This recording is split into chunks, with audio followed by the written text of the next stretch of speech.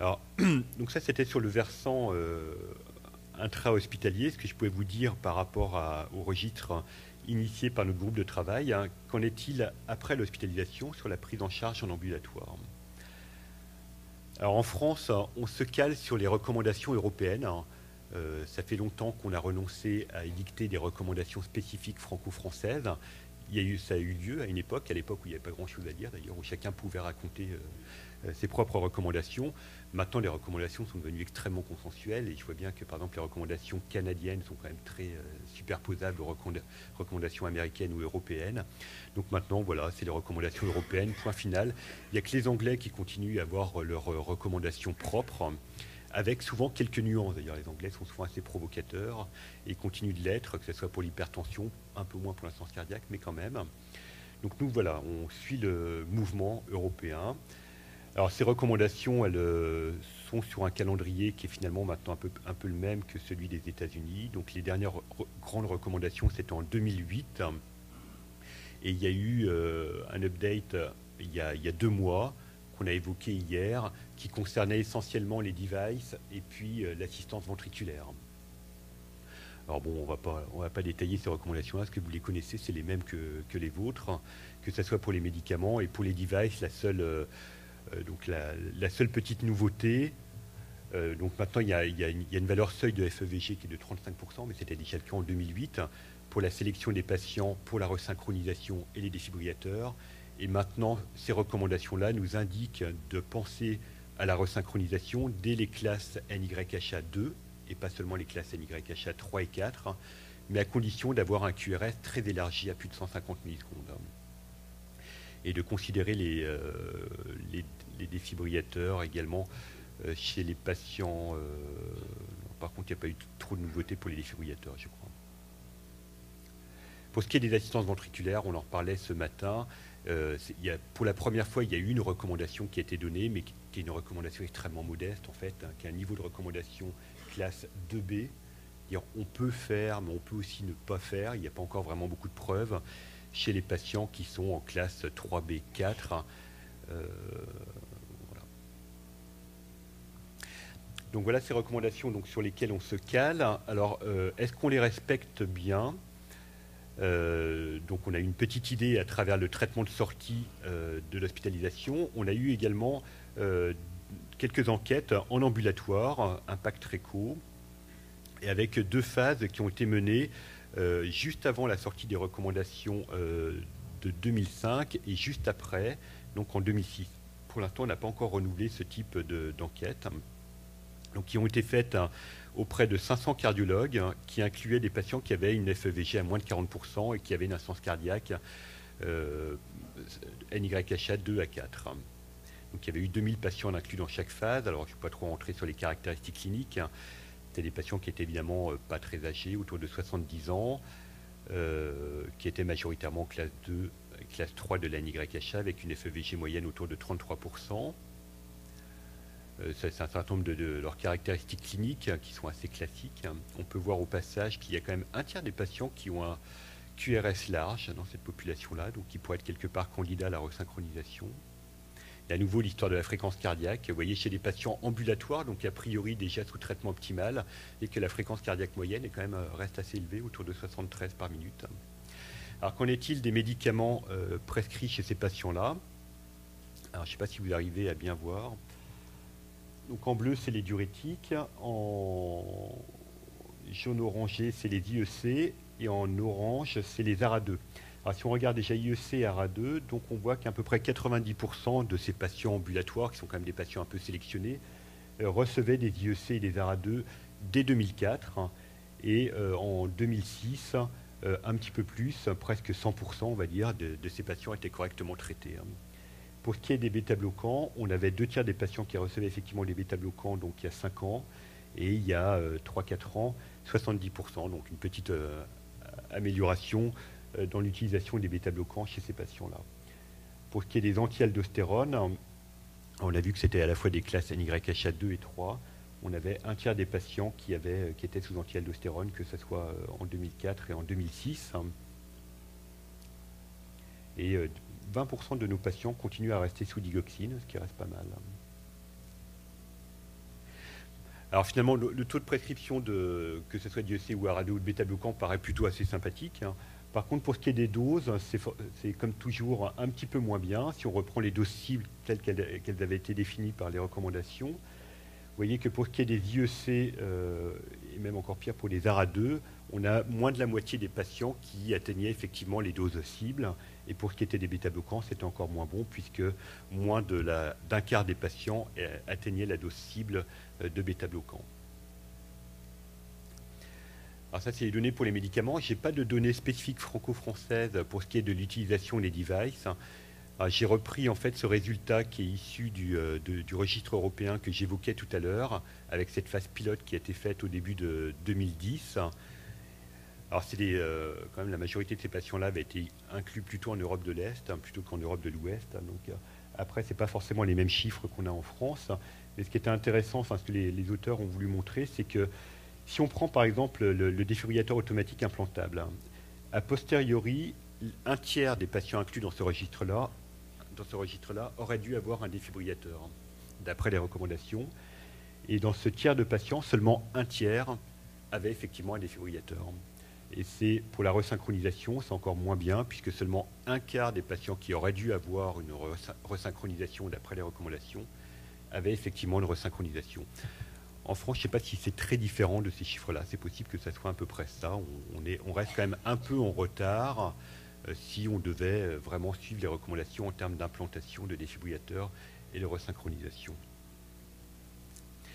Alors ça, c'est pour ce qui est de l'application des recommandations en termes de traitement et d'utilisation des devices.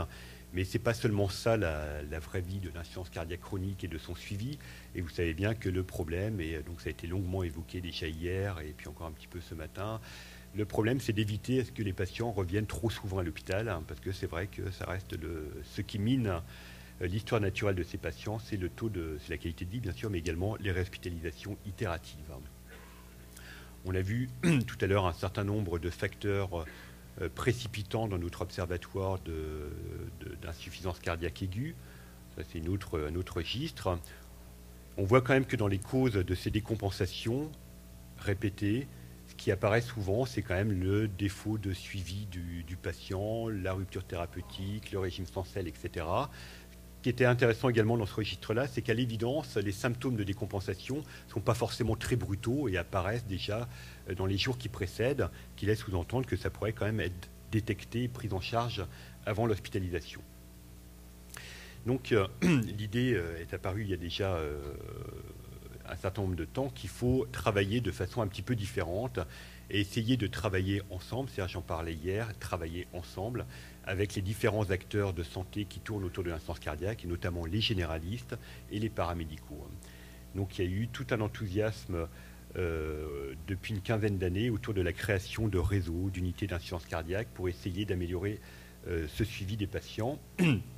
Puisque, à nouveau, donc, autant on avait beaucoup travaillé sur ces deux aspects-là, la prévention, la cardiopathie ischémique, le traitement médicamenteux, les devices, mais par contre, il y avait encore beaucoup de choses à faire sur le suivi de ces patients-là. Alors, les recommandations européennes ont édicté d'ailleurs un certain nombre d'items pour le suivi de ces patients et pour la création de réseaux, d'unités d'insuffisance cardiaque. On ne va pas tous les détailler, mais vous voyez que dans les recommandations, il est demandé d'essayer de créer des équipes qui soient multidisciplinaires. Ça avait été évoqué hier, avec un suivi qui va être le plus tôt possible après la sortie du patient de l'hôpital, hein, sans qu'il y ait de délai très bien défini. Essayer de définir un programme structuré pour ce suivi ambulatoire, quelque chose qui soit écrit noir sur blanc.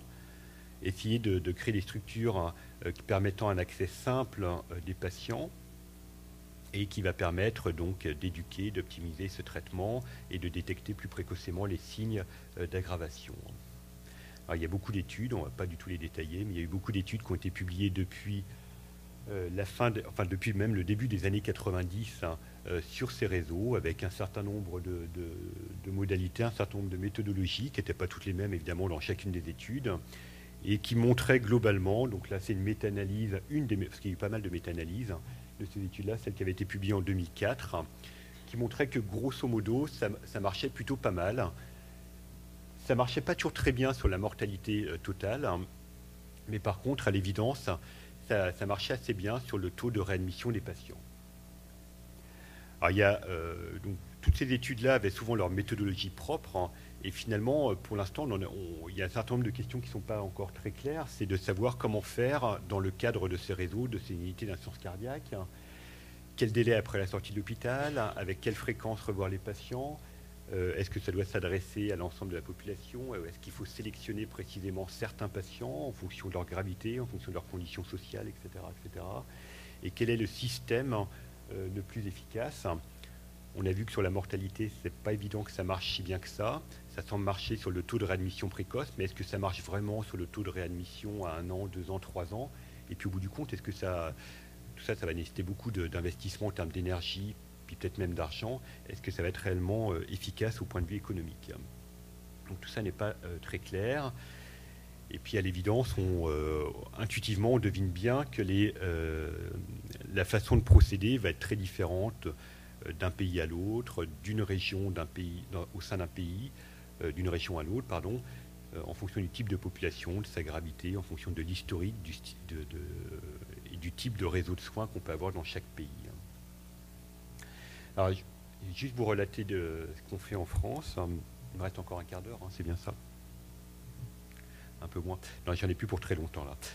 Pour laisser de la place aux questions. Juste 2 expériences françaises pilotes qui ont été faites il y a quelques années.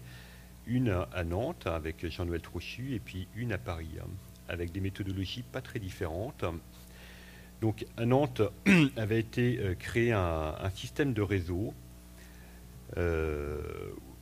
avec une étude d'évaluation qui a randomisé les patients en 2 groupes, donc un groupe contrôle avec un suivi habituel et un groupe suivi par le réseau avec une méthodologie spécifique qui incluait notamment de l'éducation thérapeutique et qui incluait une infirmière dédiée au sein de ce réseau et qui devait notamment revoir le patient à la maison au moins une fois après la sortie, puis après téléphoner au patient de façon régulière, une fois par mois, notamment pour implémenter l'éducation thérapeutique du patient, vérifier que le patient détectait ses signes d'aggravation, etc., etc. Et ce qui a été montré dans cette expérience, c'est qu'effectivement, de mettre les patients dans ce type de réseau avec cette méthodologie particulière permettait de réduire le taux de réadmission, permettait d'améliorer la qualité de vie des patients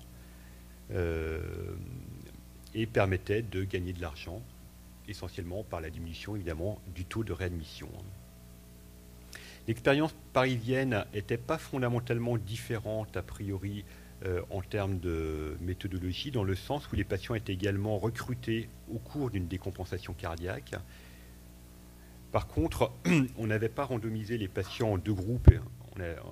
Pour différentes raisons, on n'avait pas été capable de faire une étude randomisée. On s'était contenté en fait de comparer 2 périodes. Une période avec un suivi standard, puis après une période avec inclusion des patients dans le réseau en question. La principale différence de taille quand même entre ces deux expériences, c'est que c'est vrai que dans cette première expérience, on n'avait pas inclus beaucoup d'éducation thérapeutique. Les patients étaient inclus à l'hôpital, inclus dans le réseau, après étaient suivis à la fois par le généraliste, par un cardiologue avec une espèce de structuration de ce suivi, et puis une coordinatrice du suivi qui téléphonait régulièrement aux patients, mais on n'avait pas inclus beaucoup d'éducation thérapeutique. Et la résultante, c'est que dans cette expérience-là, on a eu un résultat très décevant avec l'absence d'amélioration du devenir des patients, pas plus, en tout cas pas moins plutôt, de réadmission pour insuffisance cardiaque, que ce soit pour insuffisance cardiaque en général ou pour une raison cardiovasculaire. Il y avait une petite tendance, bien sûr, mais qui n'était pas significative. Alors néanmoins, ça avait été quand même des expériences assez intéressantes, avec beaucoup de buzz autour, et puis c'était quand même une façon nouvelle de travailler, de fédérer les énergies autour de cette pathologie-là. Et depuis 2004-2005, il y a eu, ont fleuri un certain nombre de réseaux d'insuffisance cardiaque un petit peu partout en France. Je vous laisserai deviner, est-ce que c'était le réseau parisien ou le réseau nantais qui est représenté là?